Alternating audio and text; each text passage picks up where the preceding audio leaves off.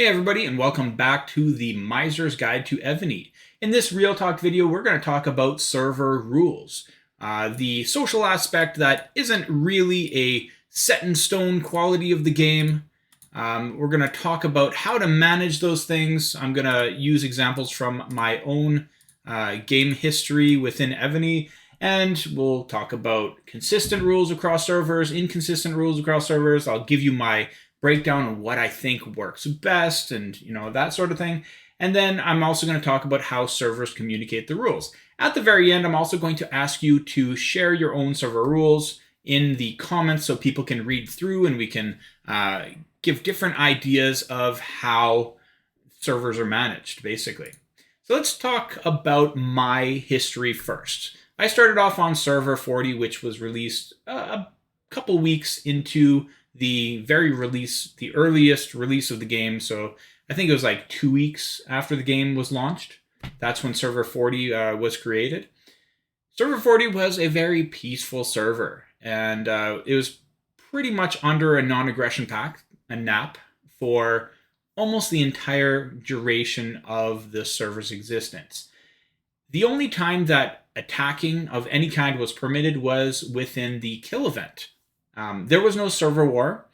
It didn't exist. It wasn't a part of the initial game's implementation. That was much later. It did come around at the very end of server 40, but it just kind of fell into the kill event. So it was the same rules. We had a NAP on every day that was not a kill event or server war day. During those times, you could hit whoever you want, and you could hit subsidies and stuff, but you could never hit tiles, not even during the kill event. And it wasn't even a thought in server war. In server war, at the very beginning of server war, people were still farming on tiles because everybody was pretty peaceful and they just assumed that, oh, it's server war, but people are going to be nice to me, so I can still farm on tiles. That's really how it was. And then server 40 merged with server 82, who had a very different perspective. Server 82 was a much smaller server at the time. Server 82 had people like Kranz and Chicky and quite a few. There's OG. There's a lot of different players from GOM that were from 82, and some of the larger players from 40 that were in 40 were myself and Ixil and Adel and a bunch of other people that have quit. There's kind of a mix between the two. But when the two servers merged, there was a disagreement on how to do the server rules, basically. Server 40 was used to a NAP, and everybody would farm peacefully, and people on 40 really enjoyed that because you could grow at your own pace and you didn't have to worry about things like being hit and bubbling, except during the kill event. Whereas 82, they were aggressive. They were like, if you're unbubbled, I'm going to hit you, and you will burn, and we're going to take your stuff. So there was a very heated discussion in leadership chat on what to do about the merge. Eventually, it became the bubble up buttercup, bubble or burn. So the only rules that we really had on 8240 were you never tile hit, you do not attack alliance cities, and unofficially we had things like don't steal bosses. I mean, it wasn't a rule, but if you see a line going towards a boss, don't steal it. That just creates conflict. So it was not encouraged, although it wasn't a hard rule.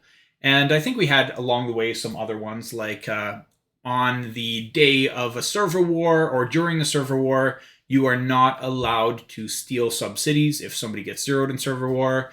During the subsidy events, you can't steal other people's subsidies. That doesn't exist anymore, but generally we let people keep their subsidies, and we just take them the rest of the time. So it has evolved quite a bit. But 82 was a lot more aggressive, and that ended up being the change for 40 that really changed a lot of players' gaming styles. And so I do want to talk about the difference between being on an app server and being on a bubble or burn server, because there are advantages to both and disadvantages to both. But let me just finish here. So we also had some alliance rules that we came across in GOM. We became very strict over time. I talked about server war on 40 and how people were just lazy about farming on tiles and so on because they thought people were going to be nice. But when GOM became a merge of 40 and 82 bigger players, we started to get a lot more competitive. And before the merge with 82, we weren't GOM. We were a different alliance. But it was basically, if somebody's bubble dropped, we were the larger alliance, but it wasn't such a big power gap. So sadly, what we ended up doing was we would kick people from the alliance and we would take their resources and their stuff ourselves. And then we would give that stuff back. And it was not the greatest, definitely not the greatest. And, I much prefer the way we are now, where if somebody's bubble drops, we will protect them. We will reinforce wherever possible. But that wasn't the case back then. That was only the case after we became much stronger. In our alliance, we're also very strict with server versus server. So in GOM, if you drop a bubble unintentionally during server versus server, you will be banned from the alliance for a while. It's about a week ban where you have to sit out and you are not part of the alliance, but we'll invite you back after. It's just a lesson that needs to be learned on how serious it is to bubble. Now, if you're a repeat offender, and this has happened a couple times, some people that have repeatedly dropped their bubble all the time, they just aren't invited back. They're gone permanently, which, you lose members and so on, but that doesn't tend to be the really big players anyway. Let's talk about some of the consistent rules on servers. What I see across pretty much every server, and it makes sense, is that tile hitting is a big no-no. We don't like to do tile hits. And the reason for that is because it stunts everybody's growth. Everybody needs to gather.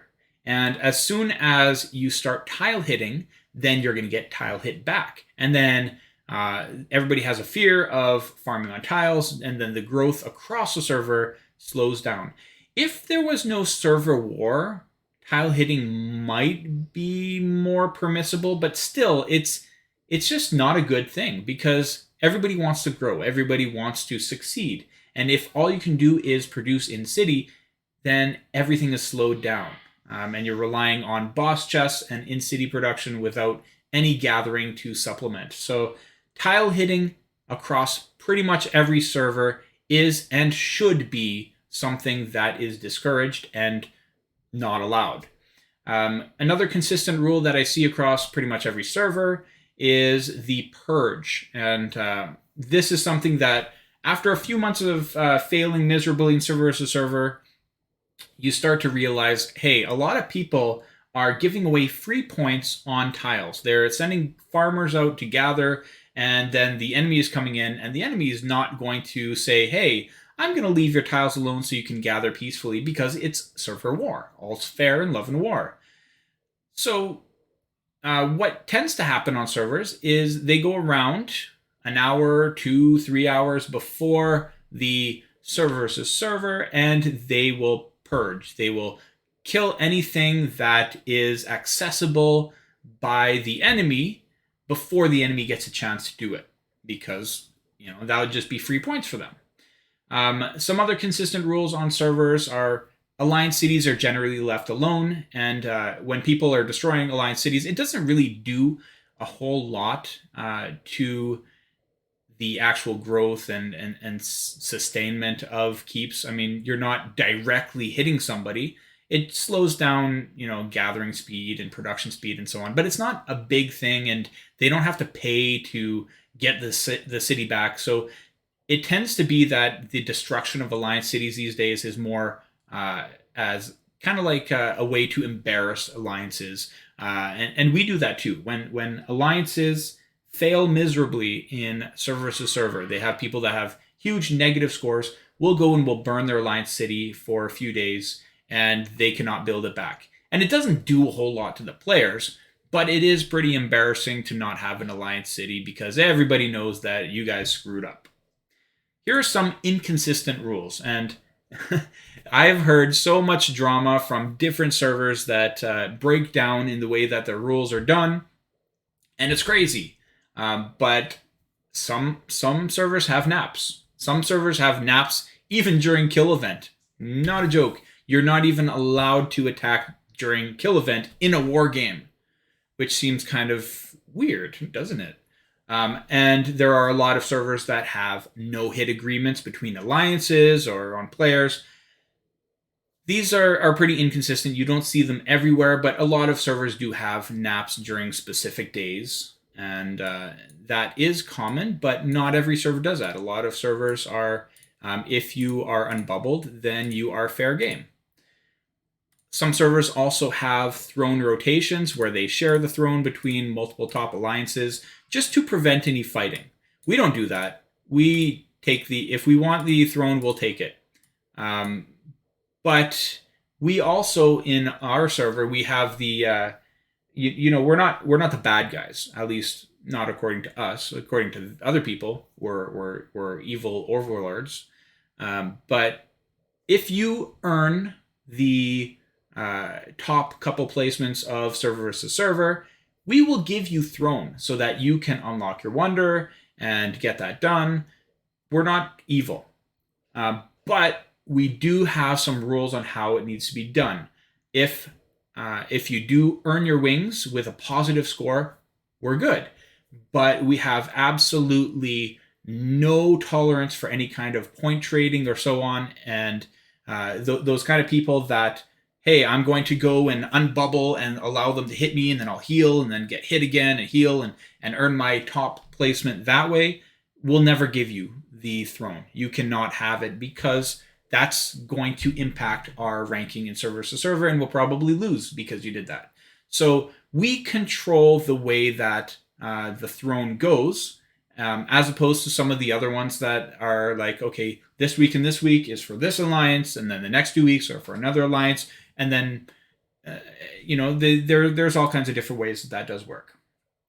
I've also seen, not only on my own server in the server 40 days, but on other servers, there are some that say, if you find a player that has 30 billion of each resource, you're only allowed to hit them 10 times until they force port. Or, I've seen things where you're only allowed to hit a player once, even if they have a ton of resources. That's kind of weird to me, but it does exist. And I've also seen rules on some servers where you're not allowed to steal anybody's subs. Subs are your own permanently. These are rules that exist on some servers, but they're not always that common. Here's my take on those.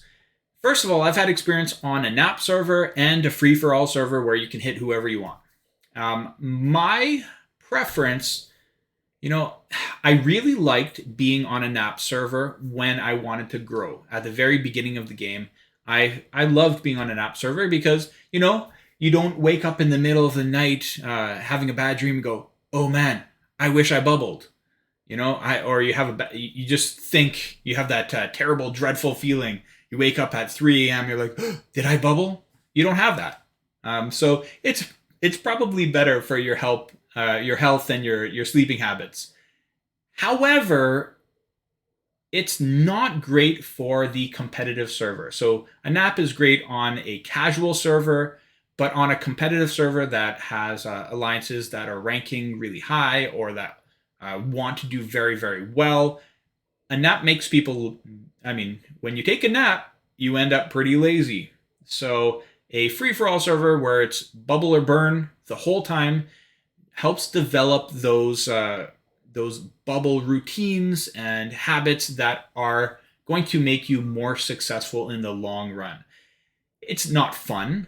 It definitely takes away the fun factor when you're in constant fear of getting zeroed, but it does make you more competitive. So it depends on the server. If you are a casual player and you're on a casual server, you'll probably prefer a NAP. And if you are somebody that wants to be super competitive, you'll probably want to be on a server where it's free for all.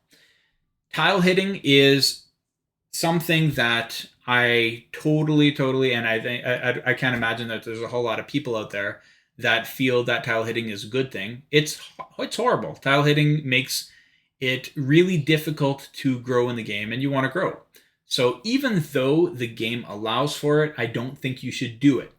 However, there are times, and we've done some weird things on our server where we say 1 week from now, from Friday to Sunday during the kill event, tile hitting will be allowed, or we'll do like a whole week, and we'll give notice to everybody, and it's kind of a fun thing. It does slow down your growth for a little bit, but it's also kind of fun. It gives a little spice to the game, and it also helps people. I use the word help in a interesting way. It helps people develop those habits of knowing not to tile hit during certain times. So then it becomes a less frequent problem that you see people sending to tiles during server to server, because they're used to that. Oh, I should not tile hit, or I should not send to tiles during certain times. But that does require communication, and we don't do that very often. It just, adds a little spice sometimes. But generally, tile hitting, unless you guys agree as a server that you want to do it like us for like a day or two every once in a while, is a very, very bad thing. Don't tile hit. Last thing, server war rules in general. People want to be competitive in server war. You have some small control over the people on your own server because you see them all the time and you play with them, but you do not have control over another server. So if you are server 310 and you are playing against 317, don't expect 317 to come and say, hey, we're going to follow your rules. And sometimes servers communicate and they say, hey, let's do an arrangement for the throne or for whatever. And that's fine. If you can work it, you can work it. Just don't expect them to follow the rules, because they're not on your server. Why would they? If they do, great. That's just my take. Last thing I want to talk about is communicating rules. So there's the council format and the dictatorship format. On 82, we are dictators. We are dictators. So we control the rules no matter what. If we don't like something, we will change it. But at the same time, we want our server to grow. So we're not going to do something like, say, nobody on the server is allowed to farm on tiles except for our alliance. And this, no, we don't do that kind of thing. But we make decisions to better our success as a server in server versus server and other rankings. So if we notice things like people are consistently farming on tiles, or they're trading points, or they're getting huge negative scores, there will be repercussions. And we have a bunch of rules that are laid out, and we communicate those rules, and we do take in ideas from other alliances that want to say, but if we don't like what you want to do, or we don't like what you're saying, we will do it our way, because we're the top dogs on the server, and we have the control there. But we try to be amenable, I'll say, to the rest, because we're not like evil overlords, despite what other people think. There are also other formats that are out there, like the council format, where some alliances that the power distribution on the server is more evenly distributed. On us, it's like GOM is here, and then there are some other ones way down here that have some strong players, but they're far below. On other servers, it's, there's a couple billion difference between servers, and those ones tend to be the ones that have councils where they'll have group decisions, and they'll have votes and all that. And that's fine too. Whatever works. Just make sure that your rules are communicated through Line, WhatsApp, Discord, Kingsmail, all those kind of things, so that people know well ahead of time what is going on if there are any changes. Now, I realize that there are definitely some fun server rules out there, and I would love to hear them. So if you have some server rules, even if they're pretty much the same stuff I've talked about, or they're crazy, crazy stuff, post them in the comments so that people can read through. And lastly, thank you to all the channel members for supporting the Miser's Guide to Evony. You can click the join button to become a member as well.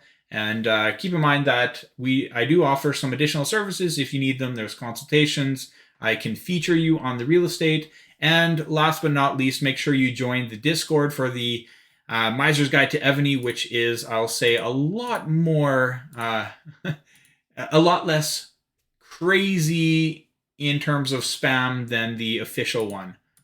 So if you want an actual community where we talk and we share ideas and answer questions and provide feedback and all that kind of stuff, then consider joining that Discord. Thanks for watching. I'll see you in the next video.